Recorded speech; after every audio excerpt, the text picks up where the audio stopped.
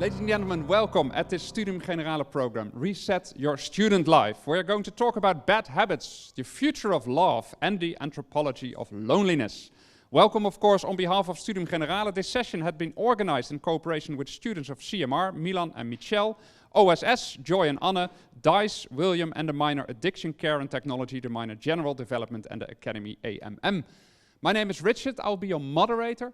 For the people sitting here in Enschede, of course, if you have a question, just raise your hand. I will come with this microphone so you can ask your questions, you can share your stories. For the people watching via the live stream, if you have a question, you can put it in the chat, and then the moderator of the chat will put it on my telephone, and I will also introduce the questions here. And also my telephone number will also be in your screen. So if you have any need for asking questions, for making remarks, please do so. And in this program, we are going to focus on how to reset your student life for the better. And again, feel free to ask all your questions, to share your stories. And if it's more comfortable for you, you can also do it in Dutch, and it will translate it for you. Before we go to our first speaker, we thought it would be best, of course, to start with two students. Now, and I also have to say, originally we had Kim and Amber also mentioned in the program, but due to personal reasons, they could not be here. So today we have Ronald and Joy. Welcome, and it's nice to have you here. Oh, and I forget, there's one more bummer. We also organized a smartphone orchestra, but due to technical reasons, we can't do that today. So there's no smartphone orchestra today, unfortunately for that. Sorry for that.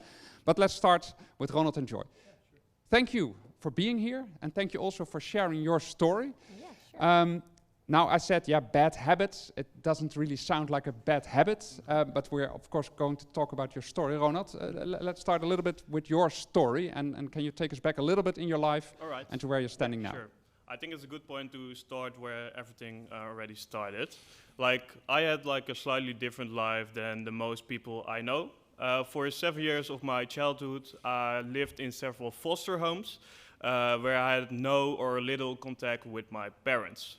The reason why was that my father was an alcoholic and my mother could no longer take care of me.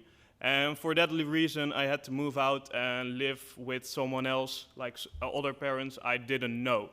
And for me, when I was young, that was not really a thing because I didn't really know my emotions and stuff like that. But when I was in my teenager years, it became quite hard for me. Especially because for me, my emotions came out on that way, and it was really hard to process everything what I've been through. So yeah, that is one of the reasons why I'm sitting here. Finally, at one point, it was so much for me, then I finally got like a depression, and not only one, but several depressions. And for that reason, also like, for me, it was really hard to get help from abroad because for me, it was really hard to talk about my emotions and stuff. So for me, finally, one moment, it was just a blackout, and it was like a dark period in my life. Yeah. And what was the moment? Because now you're very open about your depression, and at that moment, it was very hard for you to even reach out to talk with people. Yeah. What made it different? What was the turnaround? I think the most important part is that you really have to understand yourself. And I went to a psychologist, and that really helps me to like regulate my emotions and also know why I'm feeling like when I'm feeling bad. Like I already like had the feeling that I don't know how you say it, but like for me it was really hard to talk about my emotions before. Yeah. When I finally went to a psychologist, I really understood. It was for me more that I really, I don't know how you say it, but for me it was more easy to really process my emotions. But I can also imagine also for students that even that step, to going to a psychologist, to take that step, to ask for help, is a hard one. Was that a hard one for you as well, or was it like a split second, oh, I'm making an appointment, here we go? It was a freaking hard moment. For me, it was because my environment, my family really saw that I was like quite depressed and was like in a very dark period of my life. So I had kind of help with my parents and with my aunt and people who were like close to me, and they said like to me like, Ronald, I know you've been through a lot in your life. It's time to get help. And that's not like a difficult thing to, it's not like then it's something bad or something like that. So finally because everyone was supporting me, it was more easy to get that step. Because for me, I really was close-minded, and I really didn't get like. For me, it was hard to get and receive help because I was so close. Yeah. I freeze you for a moment. Yeah, sure. To do the same thing with Joy, and then we go to the moment after that. Joy, also for you, what do you want to share from your story? I think my story started, in my childhood, but that's not a fast forward back a long time. So I think when I was 9, I moved with my parents to the south of France. And when we were in France, I lived there for 3 years. But after half a year of living there, my parents got a divorce. And it was, I could say an aggressive divorce. And then from the day on the other, I didn't see my dad for 2 years. And I think that's where maybe some of my, I wouldn't say problems, but maybe some feelings that I have now extremely have started. So it definitely started somewhere in my childhood. But where for me during my studies I had a hard time was during Corona, because I have always been like this kid, busy, always doing stuff, and never really sitting down realizing what kind of emotions what emotions were going through my body. So, and in Corona I was forced to stay at home, and I wasn't able to socialize and do stuff and kind of like get distracted from my emotions. So and I kind of like had a very bad period where I slept very bad for like 2 months, and it was so, I call it traumatizing, because I still now have this fear sometimes of not sleeping well when something excited is going on. So it's like, oh, I hope I can sleep well tonight, and I don't sleep well then because I am thinking too much about it. Yeah. And I had a lot of luck, I think, during my studies, that I had this one teacher where I could always share my emotions with, and especially, because of school things, because there was a lot of pressure going on with exams and deadlines. And then still, you had a very nice teacher who helped you, Yeah. but still there's always that moment that for the first time you have to talk about that thing, what's happening. Was that a hard step as well, or did that sort of go naturally? So maybe different from me than to you, Roanne, is that I think I'm a quite easy talker, that I do want to talk about my emotions. So I think that's something that helped me maybe not get too deep, stuck within myself. So I'm an expressive person, I would say. So I want to share, and if I don't share, I just get very sad and bad. And I also got help from a psychiatrist just like you, and I think it was just for me like a step. Okay, now it's enough. I can't do it on my own anymore, even though sometimes I think I can do everything on my own, but and it's okay to not be able to do everything on your own. And can you recall that moment where you exactly thought this, where you thought, now this is not something I can deal with myself, I have to seek for help? That was actually after I graduated, because I graduated a few months ago. I was so building up during like a period of like 6-7 months that I hadn't really a time to take my rest during the 6-7 months of graduating. And I was so high in adrenaline, and after it was done and I got my grade and I passed, only then everything started. And then is when I stepped to the doctor and said, like, okay, I'm really not feeling well. I'm thinking very weird things in my head. Am I going crazy? So that's when I thought, okay, something needs to happen now. Yeah. So that was the point after I graduated. Yeah. When I kind of like was done with school, and the point like, what am I going to do with my life now? Yeah. Yeah. And of course, for the both of you, thank you for sharing your story. Sure. I can imagine people are watching. We talked about feelings of depression. Other students might have to deal with feelings of loneliness, with addiction, with bad relationship, with a struggle to concentrate. It can be all different. What would be your advice to students in general that having these kind of maybe negative thoughts? Yeah, like the point is like, it's all about your own thoughts. If you think you're like a negative person, you will be one. So it's like, for me, the turning point was more I cannot. You can say it in Dutch. Oh ja. Ja, voor mij was het meer, zeg maar, toen op een gegeven moment, was ik zeg maar zo gebroken dat het voor mij best wel lastig was om hulp te zoeken. Maar naarmate ik hulp had gevonden, ben ik voornamelijk mezelf gaan focussen. En voornamelijk zelfontwikkeling boeken gaan lezen, video's gaan zoeken over zelfontwikkeling. Ja. En dat heeft mij eigenlijk best wel een structuur gegeven wat voor mij dus heel belangrijk was om om de basis te hebben, zeg maar, om So me the moment, positiever te voelen. yeah, so the moment you were sort of, as they call it, rock bottom, Mhm. you started looking for help for all kinds of ways to help yourself also, to get a structure, to get focus. Yeah. And one of the things you also started your own YouTube channel. True. For helping out Yeah. other people, students, but Yeah. also other people. Yeah. Can you explain what sure. what do you do there? Yeah, like for the Corona period, I was like really, like I saw like friends of me were very depressed in moments like when they were alone and stuff like that. Same, I think, what you had. And I saw them like also in my close relationship, I also had people who were like depressed and stuff. So I asked myself like, what is the reason and like how many people are depressed like in Corona time? And then finally I found out that there were so many teenagers depressed in this moment. And I was thinking like everything I've learned about self-development, also like depression and stuff, why should I not share it online with everything I've been through, but also like how I've, like what I did do to solve that problem, or like just talk about my emotions and stuff. And I think that is one of the reasons why I started my own YouTube channel. Yeah. And how is it going? Do you get a lot of views, a lot of people watching? Like the point is, I'm just starting. I start in February. For now, it's still like people were close to me, but finally, because I'm doing it in English, I also see like also people from USA, America, and stuff like that. Yeah. But for me, it's not more about like how many people are following me. It's more about the message I have and like the message I can say to other people and maybe inspire them with everything I've been through in my life. Yeah. I think we can share, of course, your YouTube channel, and you also shared your story on the Saxion website with an interview.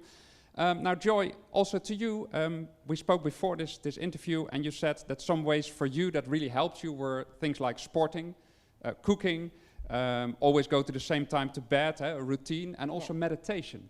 Yeah, so meditation is something that I got into my life now recently, so I haven't been that long.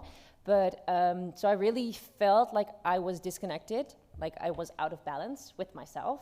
And I didn't know why. And it's so hard to kind of like get in balance if you're out balance, because you're like, how am I going to get myself back to something that I wasn't even sure that if I have ever been in balance in my life.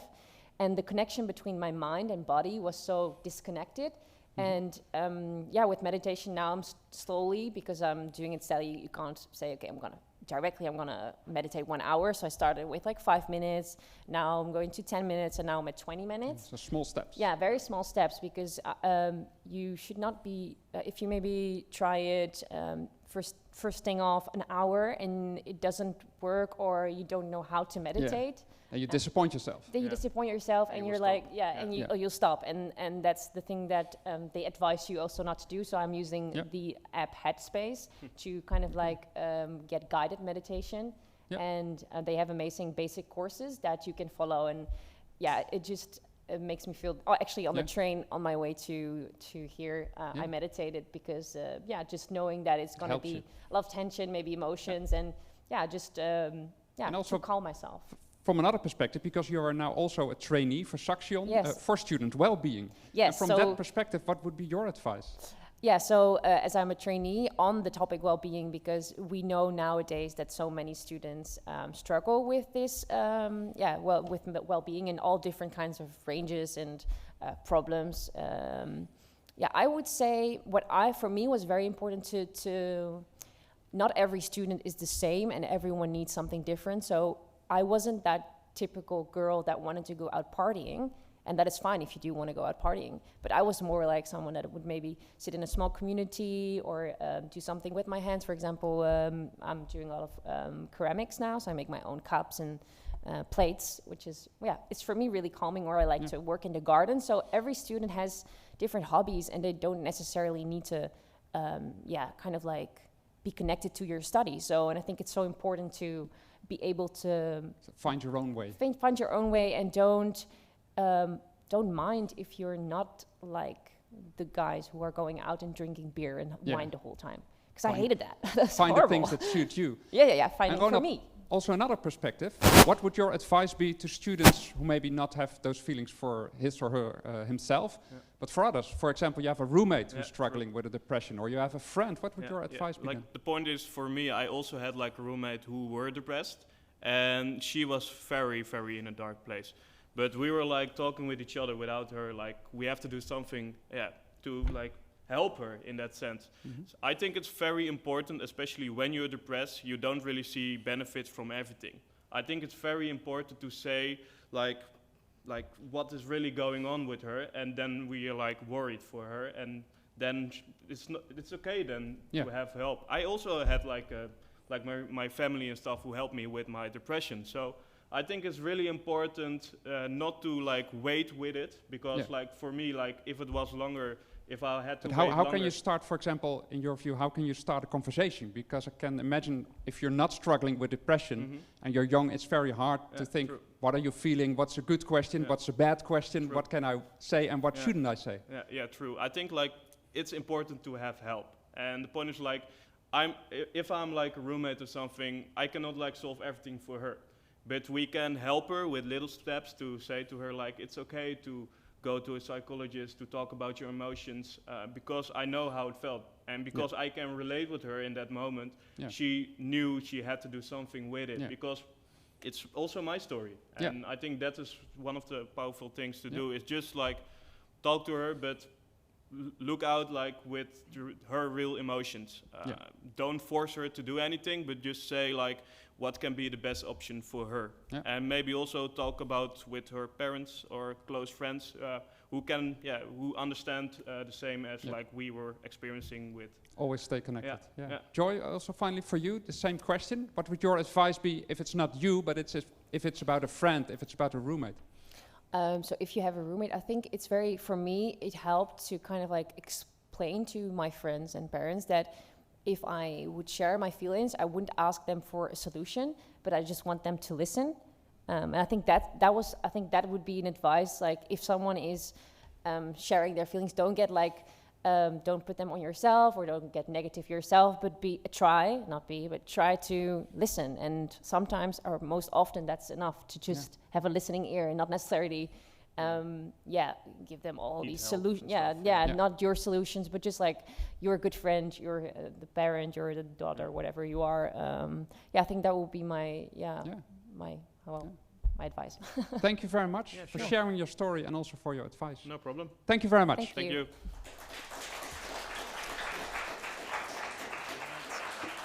And again, for everyone, if you have questions, if you want to share some of your story, feel free to do so and we can talk about it. And now for the next presentation, we have well-known psychiatrist, addiction counselor and author Bram Bakker. Also give him a warm welcome. Bram. Thank you. I've heard enough to continue for hours, but maybe let me first ask you a question. Because especially you were talking about depression and you heard about going to a psychologist and even a psychiatrist. But do you think that depression is a medical condition? Who of you thinks that depression is a medical condition? Can you raise your hand if you think it's a medical condition?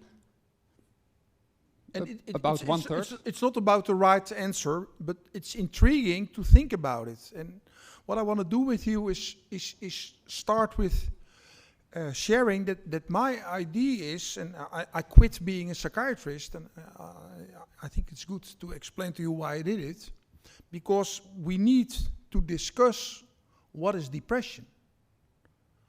And in my opinion, it starts with that we all have to deal with emotions, like every animal has to do, like every mammal has to do. And basically we're all mammals. So we have emotions. So it's not about emotions that are good or wrong. It's about dealing with emotions.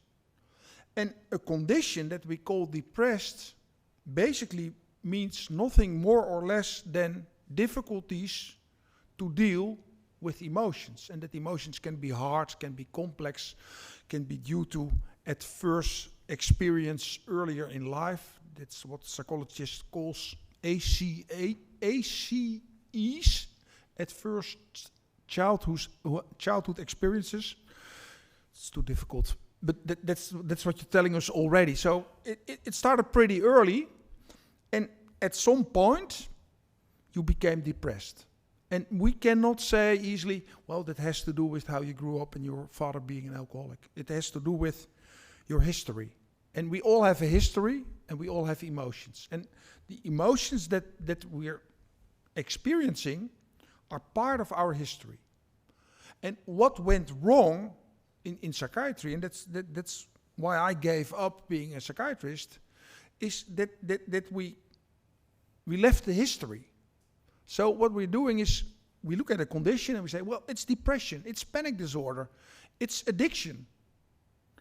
But that's not what it is. It's behavior that doesn't fit with the emotions. So it's like addiction. And I was mainly asked to talk about addiction. Addiction is nothing more or less than a bad coping style with emotions. And it's not that the emotions are good or bad, it's the coping style that gives the trouble. And the only way to treat addiction is by helping people to deal with the emotions in another way. And I don't know if you're familiar with the results of treating addiction in psychiatric institutions, the ones that you have here as well, like Mediant, or I don't know, they have a different name every year. The results are awful, really awful. And why are they so poor? Because they stop at, it's not a good idea for you to drink. It's not a good idea for nobody to drink too much, because you lose your driver's license. It costs a lot of money when you fall off the stairs or whatever. So alcohol and drugs, if not well dosed, are never ever a good idea. But if we don't look at the emotions, we never get better results. And what went wrong in psychiatry is that we were thinking, but that was the pharmaceutical companies mainly, that give them a pill will help. And that's how the idea came that depression or addiction or eating problems are brain disorders. But it's not true. Even when you see in the brain differences between the alcoholics and the non-alcoholics, it doesn't mean that they have a brain disorder. The difference in the brain very well can be the result of your history, of what happened earlier in your life. So there's always, I don't know if it's an English expression, it's chicken egg. And we very often forget to think about it. Is it, you're good in English, is it chicken egg? Chicken, but everybody understands what I mean. What was there first? And it's a very important question, because what differs us from the other mammals is that we have a small part in our brain which gives us the ability to think about our emotions. And that started as an advantage because that's how we found out weapons and strategies to beat the tiger, to build the house or the church, to invent the computer. So it's very good to have the rational capacity in our brain, but it's only a small part of our brain. It's the neocortex. And the word says it already, neo means new. So it's the last part of the brain that we got, evolutionary. And it's also the only part of the brain that differentiates us from all the other mammals. So every mammal has an emotional brain. And we have our cortex. And it starts that it's helpful to have a neocortex, because if you think like, I hate that guy, I want to hit him in his face, that's not a good idea. That will give you trouble. So you have to think first before you hit the guy in his face. If you look at someone you find very attractive, it's very good to think about if it's useful to start sexual activity without having consent. That's the Me Too affair. So the majority of the people know that not everything that comes from here can be translated in behavior immediately. The other thing is that at the end of our lifespan, there's one special disorder that brings us back to being monkeys. And which disorder is it? Yeah, it's dementia, which means that your cortex is not functioning any longer. So they're not using toilet paper or knife, and they go back to the primitive mammal state of, when I get this feeling, I act like it. And I don't know if you have a dog or a cat at house. They react to their emotions because they cannot think about it. The majority of the problems, and that's my main point, that we humans are having right now, is that we very much lose the advantages of having the capacity to think about things when you relate it to the other capacity to experience what's going on here. So it's very good to think about what you're feeling, but at first you have to feel very good. And because we're all in a hurry, and we're using our neocortex all day long, it's always working, it never stops, we become worse and worse in feeling what's going on. So there's a battle going on in everybody, and it's a normal battle in the time that we're living, between your ratio, your capacity to think, and your capacity to feel. And we all have both, unless you're dement. But people can choose to balance between their emotions and the ratio. And if you're well balanced, then there's no problem. If you feel something and you know what to do with the feeling, there's no problem. You have a question? Hang on, so we can also at home listen to you. Sorry. Last week I was talking to a friend, and she has a little girl, and the little girl fell on the ground, and she said like, "Oh, don't cry." And then we were talking about it, and then we were thinking like, okay, so she has pain. She wants to express her pain, and then we say, "Don't cry," and then she swallows her emotion and feels bad. Yeah. So there was just an example Yeah, that came up. That's very Western to say, "Don't cry," or "Don't cry at work." That's or how "Don't you cry become a there." patient. Yeah. That's how you become a patient, because crying is one of the many functions we have to deal with emotions. And we're telling each other not to cry. But basically, if you cry, there's a reason why you cry. So the good question is, what makes you cry? But here comes our mind, and especially the rules that we made together say, don't do that. And if it's inappropriate sexual behavior, it's okay. But if it's more complex emotions, like I'm not feeling well, and I feel lonely, feeling lonely, that's one of the biggest issues that we have. I'm continuing for 5 minutes, and then he kicks me off the... Then we have time for more questions. Okay. Being lonely is one of the biggest problems we have. But it's not allowed to discuss it. So everybody has a social life on his phone. And in the meantime, the number of people, especially young people, that are feeling alone is increasing. So what's going on? And the feeling of being alone, that's where it starts. And it's very important that you realize that we are at first animals that are very good in feeling. And afterwards, we had the capacity of thinking about what we feel. The opposite, and that's what's going on right now very often, is that we're supposed to control our feelings by using our brain. So if you go to the local GGZ, you get cognitive behavioral therapy, which is nothing more or less than think more rational. But the majority of us are as rational as they can be, and still feel fucked up. So the brain, your neocortex, will not solve the problem that you're experiencing with your feeling. So what we need to do is, and you said it already very good, we need to go back to what we feel. And that's different for everybody. But there's one thing in common for all of us. As long as we keep thinking, it's very difficult to feel. So we have to get rid of all these thoughts, and over 90% of the people here in the Netherlands are suffering from what's the word again? Piekeren and overthinking. Okay. Most of the time I like English words much better than Dutch words, but I think piekeren is the best words that we have for this. So it's you're choosing A, and you keep thinking, wasn't B better? Or you choose B, and you think, well, maybe it was. And we know that if you go to your feeling and you make your decision, even if it was the wrong decision, you will not regret it. But if your neighbor said, well, these are the arguments to choose B, and it was, then you're really in trouble. You will feel bad because what went wrong here? And have you ever seen someone who says, I'm not feeling well?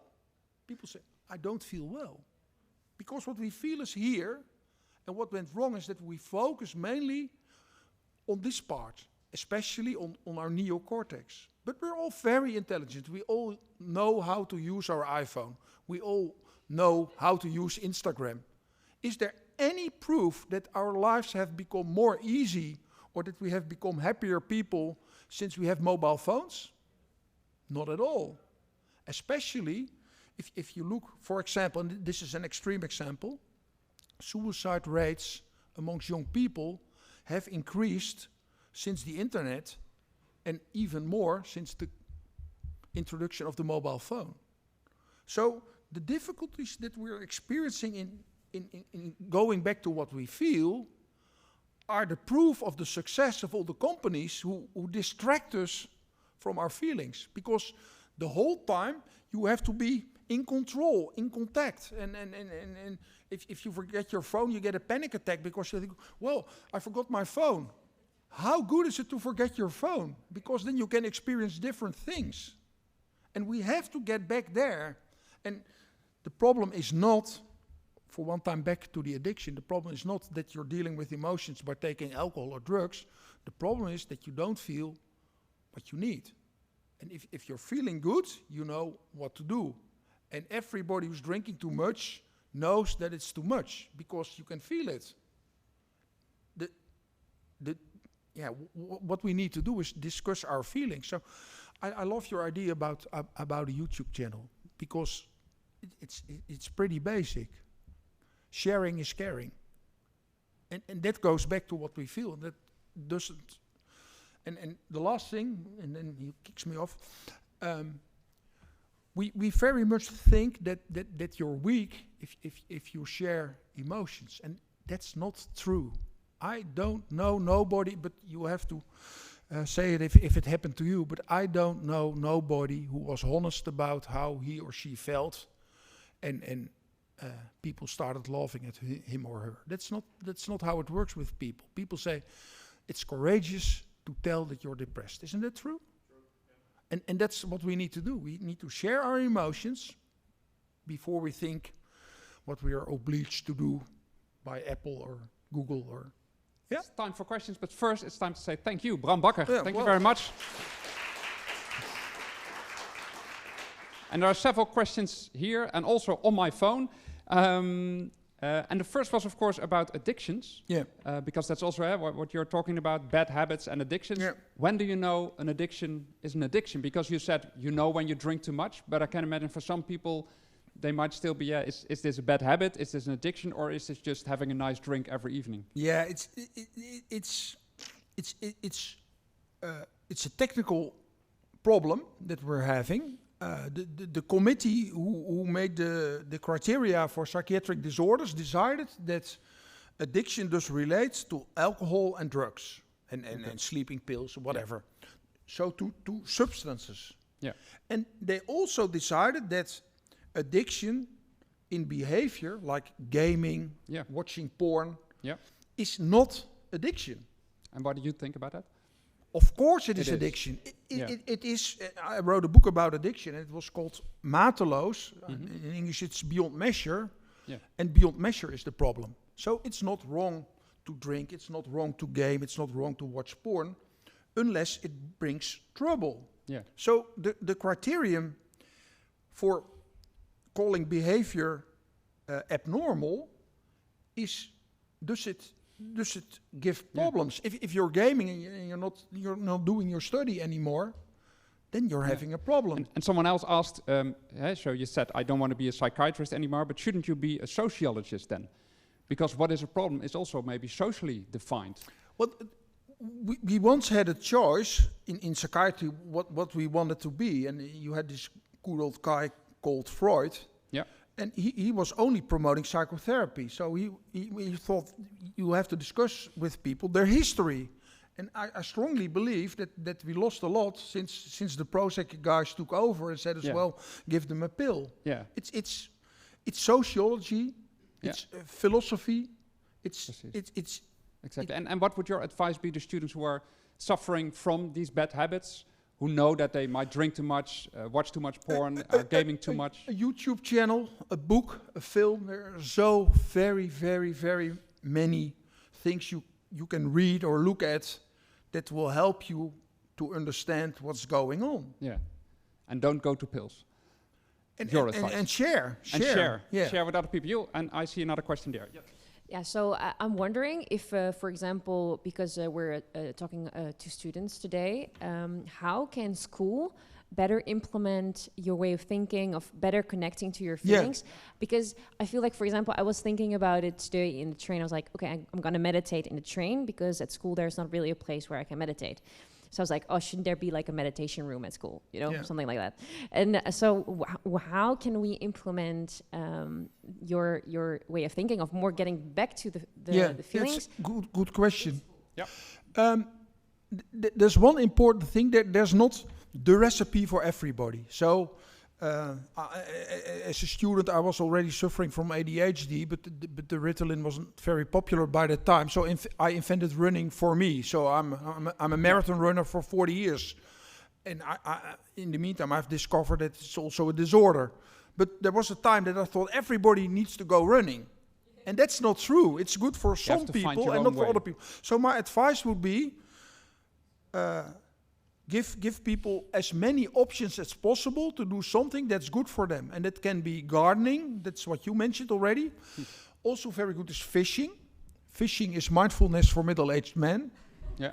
The fish might disagree. Well, ask the fisherman what he was thinking about. No, I mean the fish themselves. But this is on behalf of the vegetarians. Yeah, but it's not about getting fish. It's about being there and getting in a mindful state. Oh, yeah. So he's not there for the fish. He's there to get rid of his thoughts. Yeah. So if you, but the message is, as a school, try to offer as much different options as possible and don't push. Yeah, on one option. I had this question once at another Saxion conference. Saxion complex in the south of the Netherlands, and what we then what we invented was the Wi-Fi less rooms. So if you have places where there's no Wi-Fi, you can go there, and that means that you're open to communicate without your phone. So it can be very small things like that, and then you don't have to explain what's your problem. You just say, I'm in the mood to share with other people. Yeah. There's another question here. Yeah, I had a question on meditation because I thought maybe we have to teach them students how to be mindful or meditation. But you said also that we can also learn students fishing. But is that not or must that not be a task from education for example? What we have now on HAVO, or maybe for a task for students, for Saxion. How do you think about that? It's not a part of, for me as a lecturer of Saxion. Yeah, good question. It's a very good question. I think it should start at very early ages, when you're 4 or 5 years old, and the focus in education is way too much on cognition. So it has to be all cognitive tasks. And there's research already that if you let these young kids play in between the cognitive tasks, they are more effective in learning. And what's the reason? It's your neocortex cannot work all day long. It needs to rest as well. So if you put it on and put it off again, then the efficiency goes up.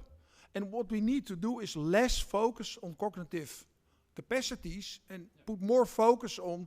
And there's a question on that as well. Can you actually learn to talk about your emotions? Is that also a task, for example, Saxion can do or other educational institutes? Is it possible to learn? It's definitely something you can learn. Ask him. He learned it. But is it something you also think that Saxion can do, or is it something you have to learn as an individual? I think depends on like what kind of person you are, because everyone is different. So for me, I don't really think like someone else on school really could give me that, I think. But yeah, you have like a lot of role models and stuff like that on YouTube, but also like on podcasts and stuff who can like really learn you something about. But one thing what I want to say, like some advice also to get more calmness, like what I did for one video is that I walked 30 minutes in the morning without using my phone at all. And that was really one of the best decisions I ever made to start my day like really calm and like normal when you're on your phone Without distraction. Without distraction. So when you're on your phone in the morning already on social media, your brain is getting over hours and stuff like that. So that really helped me to start my day really fresh and really valuable tip as well. And there's a final question from the audience here in the back. I come to you so everyone can hear you. Well, not really a final question, but I just wanted to add that I do understand that most of these things we have to do it on our own, but I also think that universities should really get more involved into promoting these activities or hobbies amongst the students, because I think everyone could really agree that the pressure has increased, especially now the fact that we're now back at school, especially being away from school for 2 years. And I've seen like a huge difference between University of Applied Sciences and also research universities. Yeah. I hear like some of my housemates, they studied at University of Twente, but then they talk about these activities that they do, like for example, book club or running club, etc. So you see a huge difference between these two group of universities, and you ask yourself like, how can we cooperate together to just focus more on improving the well-being of students, because at the end of the day we are going to be such a depressed generation, and when we actually grow up it will really affect our lifestyle as well. So I think it should be more of a stronger movement. Nice, thanks for that. Bram? I think what's right now the big challenge for all of us is we're social animals. On our own we're nothing. We don't live on our own. So we like to be together with people that are like us. And what went wrong is that technology took over and led us away from the people around you. And what we need to do is make technology work for us again. So it can be a WhatsApp group with people having the same interest and telling each other, tonight at 8 p.m. I'm going to do this or that, and you can come or you cannot come. So the technology can help us to better interact. But that's the big challenge. And then in the right way. Yeah. Thank you very much for your inspiration and information. Bram Bakker. And Joy, I got one question for you from WhatsApp, from someone saying, what was it that the teacher did that made you feel so you could talk about it? So what is exactly what his teacher did? He gave me the space to talk and to cry as well. I cried many times in front of him, and he wasn't judging. Yeah. So I think he was very acceptable. It's like everyone is different, everyone's showing their emotions differently, and he was just like also, just giving me tips. And I don't know if he is from origin a physiotherapist. Yeah. Physiotherapist. Yeah, physiotherapist. But he changed. He got into being a teacher. But I also think that some teachers are like coaches and some are not. Yeah. So it really depends on the teacher and on the person, not necessarily the teacher, but on the person who is behind the job as a teacher. So also really listen to your students. Yeah. Thank you very much, and thank you also for this question. And for the next part of this conference, I will give the microphone to our practical philosopher. I hope I introduced you right. Give her a warm welcome, Reine Rek. So, hi everybody. I'm just gonna so I can see you a bit better. I'll use it if I go there. Okay. Hi everybody. My name is Reine, and in 2000. Yeah, I'm going to do it like this anyway. 2013, I was ready for an adventure. You know, that feeling like I need something new. I need to learn, I need to travel. So I thought I'd never traveled before. I was about 28. And 29, 28. And I never traveled on my own before. I was like, yeah, I'll make a trip on my own. So I went to Sweden. As you can see, it's wet. And it was summer, but, and I thought, yeah, I'll start with a silent retreat, and then I'll bike for 6 weeks on my own. And you can camp outside, which sounded like an adventure, you know. So I did all of that. I was alone. And I was miserable. And it did not get better. And at the time, I think that at the time my biggest lesson came when I came home, and I was like, fuck, I could have gone home, but I didn't, which was so freaking interesting to me. And of course a lot of sadness there, but why didn't I just go home? Right? There was such an obvious solution. Why didn't I do that? So I'll just leave that hanging and get to you guys with a first question. And first, I want you to have a little chat with somebody, preferably you don't know. So look around and don't chat with your best friend. And have a chat about, share just a moment where you were alone and share a moment where you were lonely. And then have a bit of a chat about what the difference is, if they overlap, if they are different, and how. Yeah, for a few minutes. Go ahead. Okay, finish up.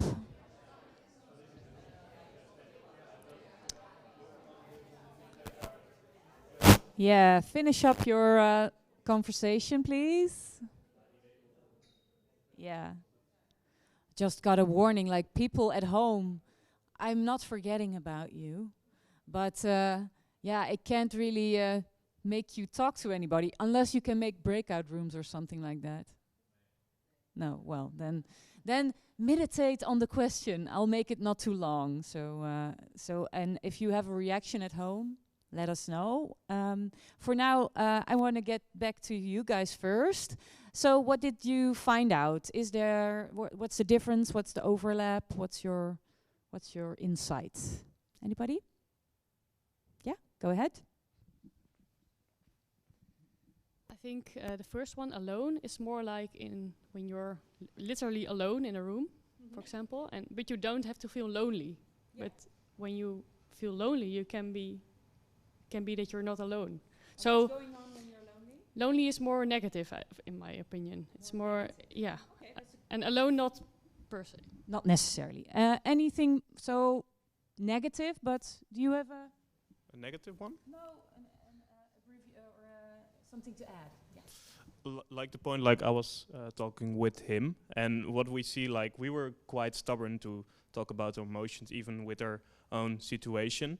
So yeah, but what we were discussed is that like it's really important to just like talk about it, even like when you're around boys and stuff like that. It's really hard sometimes for boys to talk about your emotions, but it's like not something negative, but it's so strong to do because you're vulnerable and yeah, you're really like you're not lying to yourself, and I think that's very important because you're the person who like, yeah, that's the thing.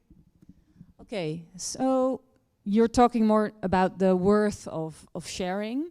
So I'm kind of deducing from that the loneliness is a lack of sharing or a lack of connection. And that kind of figures with what all the definitions you could find about from loneliness. So loneliness is the lack of the type of connection you're longing for. And a lot of the times you're not necessarily aware of what you're longing for, the type of connection you're longing for. You're just aware of it not being there. And that's what loneliness is. So it's a type of connection we all apparently long for, but it is not there. I think coming back to my starting story, this separation of loneliness and being alone as two different things is important because we relate to them differently. I'm curious how you relate to it. I have my own idea, and I always think I'm not that special, so I'm curious to see. Probably, maybe you have the same. We'll see. So you can answer out loud, or at home you can answer as well. How do you relate to loneliness? What do you think about it? What's your judgment about it?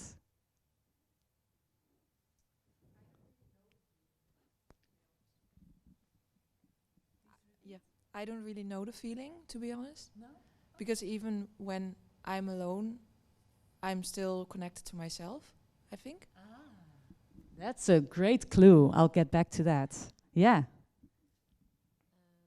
Maybe not necessarily how I relate to loneliness, but I've always had the urge to belong to like this friend group of girls that I never was. So sometimes I would see like this girl group like hanging out and going like weekends together, and I'd be like, I feel lonely. I'm not sure if it's lonely or left out, but I would be like, I have like a few friends, but not a group. Yeah. In general, I would expect that most people don't have a lot of problems with being alone per se. They might even think it's cool, like somebody going on a solo trip around the world. Like that's a cool person, right? Like, oh yeah, he's an adventure and all of that. And autonomous, we are all autonomy junkies, of course. We all think we should be, and all of that. Yeah, Bram already discussed it. So, but loneliness, we do have a lot of the times we do. If we we know the feeling, we might feel very vulnerable with that feeling. We don't like it necessarily, and we might even judge it. And that's a big clue to why I didn't go home. I thought I should be somebody who is able to be alone and be happy alone. And I wasn't that person at all. So that made it a really big issue to let go of that idea of being able to be alone. Let go of that person I hoped to be, and recognize who I really was at that moment, at least. Yeah. I have a question regarding that, because where does that feeling come from, that you feel that you need to be able to be alone? Is it something that society gives you, or could you elaborate on that? Yeah, I think it's twofold, and I think in a way we covered it a bit, but I think it's always a mixture of personal history and culture. So there's a personal history that gives me my own personal storyline that I could give you, but yeah, it's not that, I could, but it's not that necessary, because you will have your own, everybody has their own. But there's also a cultural tendency to idealize the individual as a autonomous, separate and powerful unit. So that those stories often intertwine, thank you, yeah. So I totally agree with the idea that you have to know your personal history, but sometimes I'm very much in that place of, I'm a coach as well, so a lot of people are very preoccupied with trauma and all of that, and I think it's very important, and at the same time it can be a pitfall, because you can get lost in looking for that one wound you might have, and once you fix that wound, then you won't be lonely anymore. And sometimes it's very hard to find that wound, and it's not fixable because it was in the past, so it will always be part of you. So those two are, I think, intertwined. Yeah. I think it's also because you never heard negative stories like yours. Not negative, but that it wasn't what you thought it would be. Yeah, this is not it's not a popular story. It's like it's a bummer. There's no happy end. Well, there is a happy ending now. I'm alive and all of that now. But I always stress that point of not making it a happy ending, at least in that time frame, because it wasn't. There was really no happy ending to it. It was just horrible. It was just horrible for me.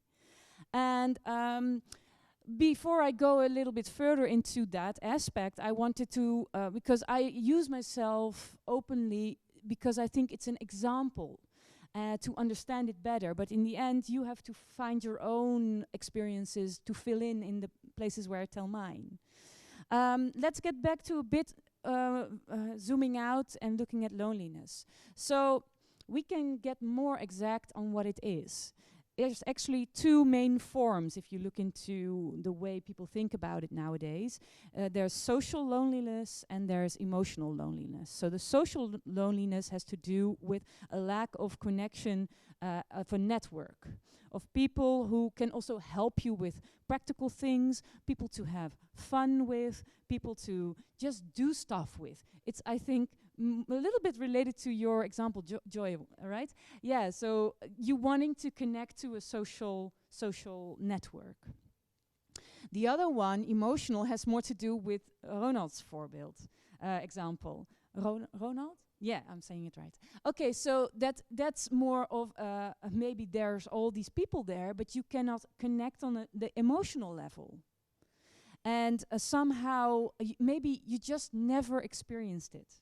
You've never even seen how you can do that. So there's some kind of sense of lacking, but not really any idea of what how it should look like. Well, in your instance, you do have an idea of what it looks like. You're like, those girls, right? And so that's often like that, I would expect. And yeah, the obvious solution, or not so obvious, but I think the most important solution we have to these types of loneliness is the ability to connect. Or in a more way of saying it, we have to make friendships. And that's exactly why we get in trouble nowadays, because we're not necessarily learning anymore how to make friends. Hopefully in this room we've got some friends now. So we have some experience, but I think that's the basic thing you learn when you're really small. And now, I don't think we don't know how to do it anymore, but we do tend to learn it later on than maybe we did before. Because now you start solving a problem when you really are aware of the problem, right? So once we really get in trouble, like Joy and Ronald, or me, then you start like, okay, what's wrong? And then you start solving it. And that, I think, tends to happen later now. But that doesn't mean we don't make friends. I think we still do. And because of the time, I'm just skipping all my friendship-making advice and moving on to, I feel, maybe the most important different way of looking at loneliness than we've heard so far from me, and I think also intertwined with all of the stories so far. And that's loneliness can also be another thing than social or emotional. It can also be what philosophers like to call existential. What does that mean? It's like a really big word, and most of the time it means, when you have big words, that it means that it's really hard to find a word for it. So you get like really like complicated words, because I think existential is about being, existence. Existential means refers to existence. Existence refers to being, and so existential loneliness is part of our being. That's at least how a lot of philosophers view it, and there's a whole number I could give you, of names I could give you, but it doesn't really matter that much. I think the experience is much more interesting. And I also feel that there are some philosophers that can help us to deal with that, but there's also a lot of them that, for me, just get you further lost into really believing that our loneliness or our separateness is actually the truth. There's some philosophers that say, really, that's the deep truth of our being. We are separate. While I think in every part of science, but also every part of true experience, although separateness is an experience, in the end, we all, I think, have the intuition that we are actually not separate. That's why we can long for the connection. Because somehow, even we have such fucked up childhoods, somehow we know that we can go to that connection. We have that intuition. We know it's there. So I think that's the deepest layer, but it's really hard to trust. And in more spiritual traditions, they call this experience of lack of connection, which you've never had, which I wish on to you. Because when we do have that connection of or that experience of no connection, we experience what they call in philosophy or in spirituality the void. And I, in my Swedish adventure, experienced it very much. The void, it showed up as a vortex, which is a spiraling feeling of sinking through everything. And I did not fall onto earth. I just kept spiraling. So in that moment, I thought there was something, and I was lucky. I thought there was something wrong with me, not with the world. I think you're more fucked when you think there's actually something wrong with the world. So I had the best deal. I just thought I was broken. And in that void, you can have a twofold experience. In that aloneness, you can have a twofold experience. It can be the void as openness towards the world, as option, as opportunity, and it can be the void as emptiness and loneliness. And I had the last one. I won't tell you exactly how it went, but in the end, I was okay. It took me about 10 years. But I just got married. I was already married to a man, but I just got married to myself, which is a very old tradition or a very old idea. It's called hieros gamos. And it's the marriage of the inner self, the inner polarity. And now I don't experience it that way anymore. But I don't think it's an easy fix for anybody of you. But I do want you to be exposed to that idea, because I think that's important. You have to step into it because you want it. But you're exposed to the idea. If you're curious, look it up. Okay? That was at least for now what I wanted to share. Thank you very much, Reine Rek. Yeah. Thank you very much. And I know that you have another appointment, so at the back door, you'll have to leave, but thank you very much for your inspiration and your inspiration. Thank you very much again, Reine Rek. Yes, and ladies and gentlemen, also at home, we talked about a lot of issues already. We talked about loneliness, we also talked about bad habits, but of course we also promised you to talk about love. And that as we're going to do with anthropologist and author of the book In Bed with Six of Us, in Dutch, met z'n zessen in bed, Roanne van Voorst, by live stream. Roanne, welcome. Can you hear me? Yeah, you get a big round of applause. Roanne, give it up. Yes. Yay. Can you hear me, Roanne?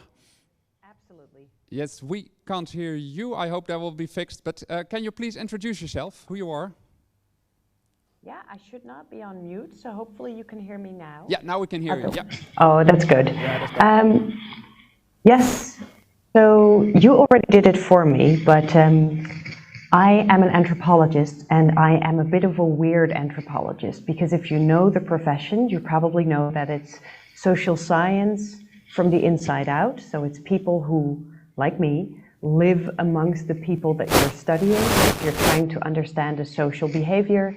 You're living there, or at least observing people for a long period of time. But most of my colleagues do that on traditions. And I was always interested in the future. And so I also became a future foresighter. And now I'm combining the two. Follow the previous part of the program. And what do you think about that? Was it valuable for you? It was definitely valuable, and it was also recognizable, because I started writing this book on friendship and love, and on the future thereof, because I find it so important. Because I find making human connections just as important for human beings as food, literally. Yeah. And one of my biggest insights probably in my career was, since 2008, I did anthropological fieldwork on pretty sad places of the world. So I would work in refugee camps, or in conflict settings, or in areas where there had just been a tsunami. You know, a lot of kind of sadness and damage. And everywhere I saw people falling in love, and girlfriends just laughing until they peed their pants. And you know, it struck me over 15 years of doing research that apparently this is what humans do, this is what we need to survive. So we don't just need water and bread, we also need friendship. Yeah. And if we don't get that, we become very isolated, but we also become very, I would say, rigid or narrow-minded or a bit stiff in our behavior and very stressed and anxious. Yeah. And you know, everybody knows or most of us will know the research where they had babies that weren't picked up or cuddled, and we all know that, you know, for these people it wasn't easy. They were very damaged people in the rest of their lives. And when we prepared this interview, you said that human relations are as important or maybe even more important than getting your diploma. I think so. I think so for a lot of students, yes. And what does that mean? Because we also talked about, for example, struggling with feeling of depression, loneliness. What could an institute like Saxion Hogescholen, what can they do? And what do you think when it comes to getting relationships, to learning how to make friends, for example, what Reine also talked about? What is something you think that Saxion can do to improve that? Well, you know, just if I just mentioned that very kind of famous experiment, but there's also much less famous experiments with older people who are lonely. And what we see is that if you're already lonely, oftentimes you perceive the world as more threatening and less kind than it really is, which makes you even more lonely, which makes you even more socially awkward. So you get people that are lonely, become more lonely, and become less socially attractive almost. And it's really hard to be in a job if you perceive everything as dangerous, right? So I think for people to learn a couple of things. You need to understand what you're feeling yourself. You need to get words for that so you can express that, so that you can connect with another human being, so you can share what you're doing. And I think sometimes, and I teach at the University of Amsterdam, so I should say that a human diploma is really important. But sometimes I think if you want to be good at your job, but also if you want to be happy in your life, you probably need to be able to feel and to talk about that feeling, because otherwise you can't connect. But is that something that Saxion, is that something that Saxion also can do, that the teachers here can do, that they can improve in some way? Or is it something that you have to figure out for yourself as a student? I think every human being can help another human being by giving the right example. For example, so I as a teacher, I try to be very vulnerable and open sometimes with my students. I sometimes say, I don't know the answer to my question, or I had a really rough night. My daughter was up all night. I have a baby. I'm not doing so well at the moment. I'm not overburdening them. And then I sit down and I say, how are you guys? How's the writing going? And I really try to listen. And I'm not saying that that is solving all of the things, but at least I'm showing that taking emotions seriously might be better than my PowerPoint and all the things that I wanted to share with them. Yeah.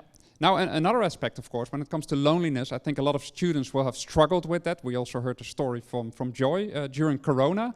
And for some, students are still not going to school, but they follow all the lessons by a live stream. And I know that you, as a teacher, have forbidden that in Amsterdam. I know. Is this exactly for this reason? Yeah. Can you explain that? Yes, and I must say, like, I'm one of those people. I love being alone. I love going on field work by myself. I was one of those annoying people during Corona. I kind of liked it to be indoors the whole time. So I feel you if you're one of those students, and how annoying it then can be to have to go to campus. But I also know of myself that when I am in an online meeting, I'm not there. I'm like half checking my Gmail. I go to my Instagram, I go to my Facebook. I'm so all over the place with my mind. And I can feel that I'm more tired at the end of a meeting as well. And I could see exactly the same with my students. So I could see them, you know, clicking away, not being engaged. I could see some of them just sitting in pajamas the whole day. And so I decided, I'm sorry guys, but I think for this learning process, we're not just learning content, it's also a way for me as your teacher to see how you're doing and to make contact if I expect, so you know, you're come not back doing to school. so well. I see some, you can react if you want, or was it about something else? I didn't. Oh, I thought you were discussing about this, because do you see that a lot with other students? I liked to go to the lecture, but it was before Corona, so. Because do you guys see that as a problem as well, that some students still not come to school, even when it's possible that they still choose to follow lessons by a live stream? Do you see that as a problem as well? Well, I believe that it could actually be beneficial to come to university, to come to school, to meet each other, to study together, to really create relationships with each other, to really move on also together. So I believe that actually, and I also agree with Roanne to forbid being online present. Joe, I hope the head of Saxion is listening. And of course, also, Roanne, we are talking about love. And in the end, of course, we all hope to find love in whatever way. And some people might say that these days are less romantic than the old days. And my parents, for example, they're 50 years married this weekend, but they didn't have Tinder. And they met in church. That was an old way, of course. How do you feel about love these days? Is it true? Do you agree with people saying that it's, you know, the past is more romantic than the present times with Tinder and all the swiping? No, not really. I think we have insanely unrealistic romantic expectations of each other as well. So I can see that people say, well, it's more romantic to meet each other in daily life than over computers. Yeah. But there's something magic of selecting each other over a computer. The only problem is, and I also think there's more freedom nowadays, like you can design your own relationship, you don't have the church watching over your shoulder. So I think there's a lot of romance actually in that. And then we're also being overfed with weird rom-coms that never show like the just satisfied life of a couple. Kind of boring, but nice. You know, you always see the hysterical single that is being, you know, the person that is really sad until they finally meet their one and only, and then the movie stops, and it's like, well, but now the relationship begins, so why are we not able to see that? So maybe I think in the past people had more realistic expectations of love than the expectations that we have now? Maybe, yes. That I would agree with. I think probably people were kind of expecting, if we can run a household together, if we can be nice to each other, perhaps help each other grow, then, you know, that's a good marriage.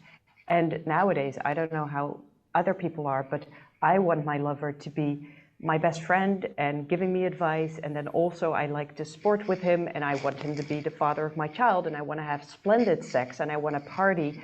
And if that doesn't happen somewhere in the week, I'll be like, maybe we need a psychotherapist, you know, maybe we need to do something. And I think that's very typical of my generation. And so I think in that sense we can learn from back. And because this is also a bridge, I think, to all the experiments you have done. You experiment, for example, with an avatar girlfriend.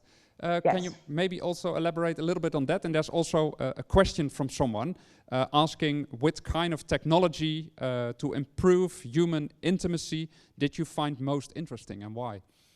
But maybe give one example.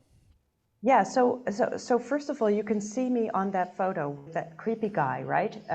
That was one of the experiments. So that's a sex doll or a companion doll, but typically used for sex. And then indeed there was a friendship girlfriend avatar that I used.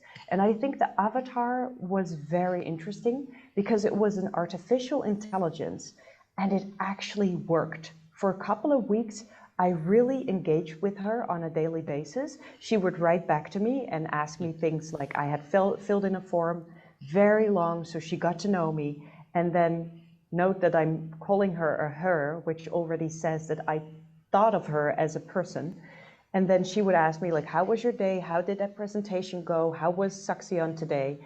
And it was pretty good. And it felt for me the same like WhatsApping with girlfriends. And so in the end of those weeks, I looked back and I realized, oh, I forgot to text my actual friends because this avatar kept me busy. But of course, I also realized this avatar is not a person. So she doesn't really give a fuck how I experienced Saxion. You know, she doesn't care about me. It's not real, but I'm spending my time and energy on her. And that was a very good realization. So I would say that was interesting, but was it giving me something? No, because an actual friend is also sometimes mildly critical or helping you grow or saying, are you really okay? Or are you just saying that? And she was just telling me what I wanted her to what you say, wanted to because hear. I had installed those answers into her, right? So do you know So any that was not a good examples of technology that actually helped you, that you think that improved, for example, romantic feelings or feelings about love? Well, yes, I think, not so much. I tried a lot, right? Love, drugs. We should talk about that in another episode, probably. The companionship dolls, all types of robots. It's all in my book. But what I did find very simply, what I love nowadays, all types of dating applications, DNA, dating matching. But what I really loved was that nowadays in your bio or on Instagram, you can find like-minded people. And if you are gender fluid, or you don't know who you're attracted to, or you're polyamorous, and you want to find people who already have a family with 6 people, it's nowadays so easy to get examples, to get tips, to get tricks, because you can specify your search on that, and you can connect with people all over the world. And imagine that before you were living in a tiny village, you had a feeling, I'm not like the others. But you couldn't find anybody. So I think technology can be really connecting, like I'm now really connecting with you, but it can also be just a distraction. And it's being sold to us as something that will help you feel less lonely, like Instagram is. But honestly, if I scroll long through my Instagram, it's never really connecting. No. It's just kind of distracting my time when I feel a bit bored. Right? So also here, I think we see the same message as Bram gave to us. Make sure that you use the technology in favor of you and not the other way around. Yeah, absolutely. Yeah. And that also, you already mentioned your book, In Bed with the 6 of Us. But just to be clear, it's not a polyamorous book to promote being in bed with 6 people all the time. No, but no. I did field work because polyamory is one of the trends that are slowly growing a little bit. Yeah. And so I did a lot of field work amongst families that have that lifestyle, just to see how it might become in the future for more people. And why did you write the book? Well, I think for me, it was the reason why we started actually this conversation, that I saw that love or intimacy, because I don't think romantic love is necessary for everyone. I think intimacy is necessary. So if you decide to live with a bunch of friends and really take care of each other, wonderful. But I think that is so important for human beings, that it really is one of the essences of being human. And I also saw that due to new technology, and due to, for example, dating applications or robots that are now being sold as, you can just live with this, you don't need an actual partner. You see growing groups of, namely youngsters, that say, indeed, I don't need a partner, I don't need good friends, I can just do with the avatars. Yeah. And I thought, if love or friendship makes us human, and we lose that ability because we no longer train to communicate or to negotiate or to be mildly criticized, then we're changing as humans. And that I find concerning. So I wanted to write a book about that. Yeah. So that's a concern you have, do you see? And we're also, of course, going to talk about the hope, but let's talk about the concerns first. What more concerns do you have about the future of love and the direction we're going? Well, one of the things is, dating apps, for example. And I think there are great examples or great advantages to dating apps. Like I said, you can connect, you can search very specified, so you know the other person knows what he or she gets. Yeah. But I also know, I've talked to a lot of the programmers that make those algorithms.